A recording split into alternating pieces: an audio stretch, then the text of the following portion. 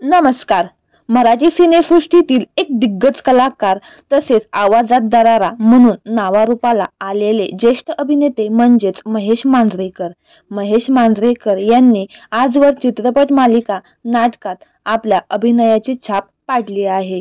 कलाकाराबरोबरच ते एक उत्तम दिग्दर्शक सुद्धा आहेत.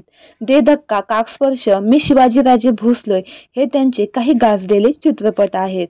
महेश मांजरेकर यांची पत्नी मेधा मांजरेकर या देखील एक प्रसिद्ध अभिनेत्री आहेत. काकस्पर्श, दे धक्का, नटसम्राट यासारख्या सुप्रसिद्ध चित्रपटात त्यांनी काम केलं आहे. काही दिवसापूर्वीच त्यांच्यावर खूप मोठा दुःखाचा डोंगर कोसळला आहे. तर काय आहे संपूर्ण माहिती जाणून घेऊ. तर अभिनेत्री मेधा मांजरेकर यांनी एका मुलाखतीत यावर भाष्य केलं आहे.